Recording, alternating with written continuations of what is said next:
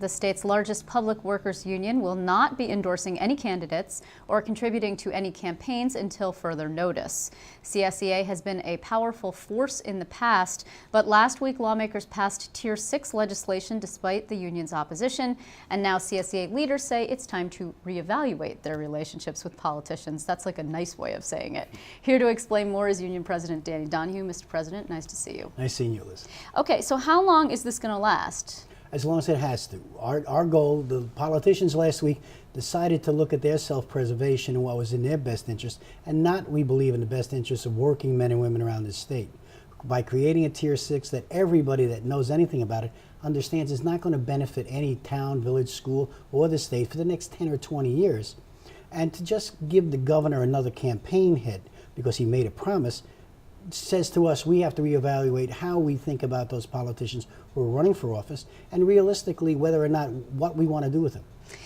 How active have you actually been in the past? I mean, I looked over some of your contributions in past years, and you've given some sizable chunks of change to DAC, which is the Democrat Assembly Campaign Committee, but you give little pops of change to campaigns all over the place. Absolutely. We represent 300,000 members. It's just not money. We probably do a couple of $100,000 a year in particular campaign contributions, but very honestly, we have people in every town, village, school, and every county. We have members that work phone banks, that put up signs, that do lit drops, that work for the party all over the place. We're saying to all of those people, stop.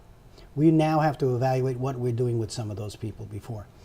I would put it that any politician in the state who knows us wants our endorsement because we deliver. It's not just money. If it was just money, the Republicans would have owned the elections years ago. It's the people that make the difference. And our people come out not only to vote, but they come out to work for the candidate. There was actually one group of elected officials who didn't vote on Tier 6, if I remember correctly. It was the Senate Democrats. They walked out on redistricting, saying much of what you're saying, that they didn't like the deal, that it was done in the middle of the night, that it was bad for working men and women, et cetera, and subsequently did not vote on Tier 6. Does that bode well for them? Well, it makes us look at them a little differently than we do some of the others, but clearly they walked out for their own issues. Sure. In the sense of that. When you really look at this and the governor has the gall to suddenly say this is not the normal political deal in Albany, well, explain something to me. The governor's threatening people, pushing people around. The legislature is folding at the last minute. The Senate is fighting. The Republicans want their district lines. So if we all get something, and in the end, the people that are affected by it are the taxpayers of the state of New York, well, that's okay.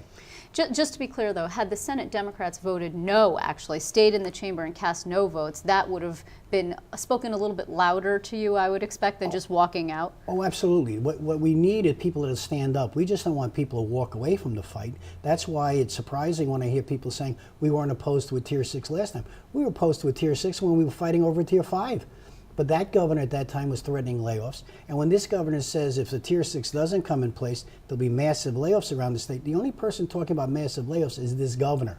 So what does that mean? Okay, just to be clear, the reason why I was harping on the Senate is because that's really where the major fight will be joined in this election season. And the Assembly Democrats, they've long been allied with organized labor, but to be honest, they're not in any danger of losing their majority. Well, I love when people stand there and say you can wipe out everybody. Nobody can wipe out everybody. Sure. What we want to do is target some people and make sure they understand we meant what we said.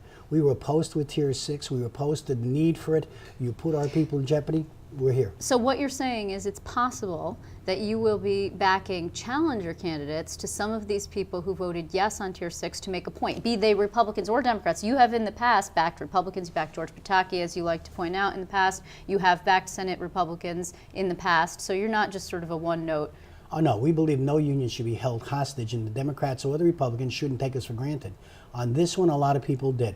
There's no question we're going to look at the candidates that are running. We're also going to look at primaries if we have to in certain areas. It isn't just find an opposition candidate. It's sometimes finding new candidates to run for those jobs we think that the old candidates have forgotten where they come from. You know, though, the cynical people will say, well, you're just as bad as they are. You're just trying to push your own agenda. In other words, well, we're going to take off one or two of these guys just to make a point. Oh, and they may be right, but is that any different than the church when it comes up and complains about birth control? Is it any different than banking when they want to be bailed out? If we're a special interest group, then explain to me what this group of mayors and senators are all about. We're all in this fight together. We want our voice heard. We have not had the working man's voice heard in this capital since this governor's got here. And unfortunately, the Senate and the Assembly didn't stand up for those working people when they should have. How far do you think the governor would have to go to get back your support, writ large, organized labor? In the truest sense of it, I think the governor has a long way to go. Rich Trumka, the head of the AFL-CIO, sent him a notice about what the AFL Executive Board took the position on, and that was his proposed Plan 6, or I should say Tier 6, was a disaster. They equated that to Walker in Wisconsin, and you know something, they're right.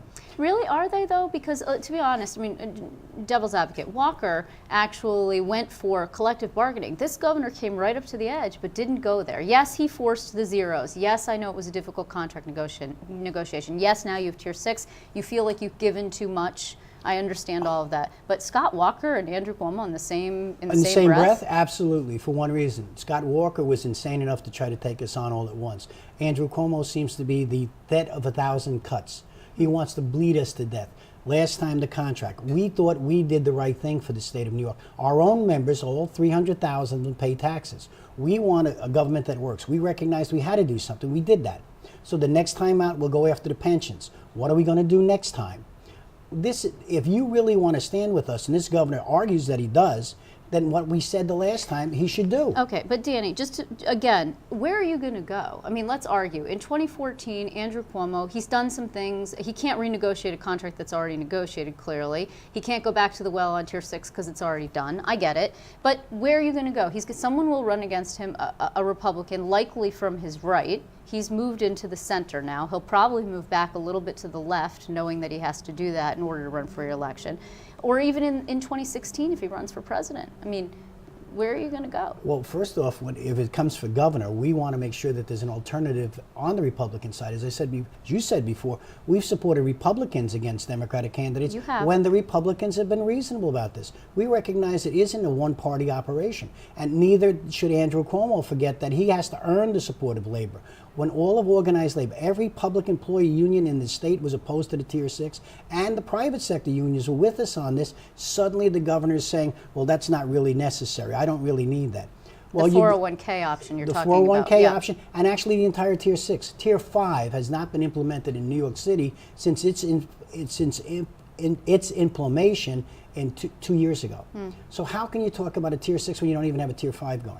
On top of which, you're talking about, all right, the governor's race is one thing. We believe that if you're not chasing after somebody with a baseball bat in the Republican Party from Buffalo, maybe you'll have a candidate that is worthy of our endorsement. And more importantly, let me say this.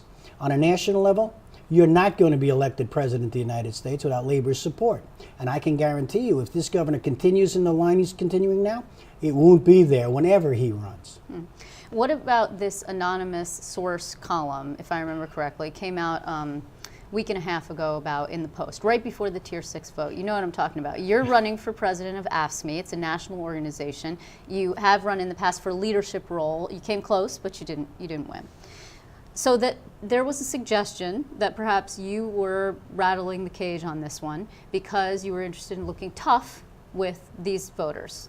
Well, I think you guys have made me look tough over the years just from when I started talking about it. But no, that's not true. We were, as I said, we were opposed to a Tier 5. We were opposed to a Tier 6. It's not a new novelty for us. We have said no to the governor all along with this issue, and he knows that.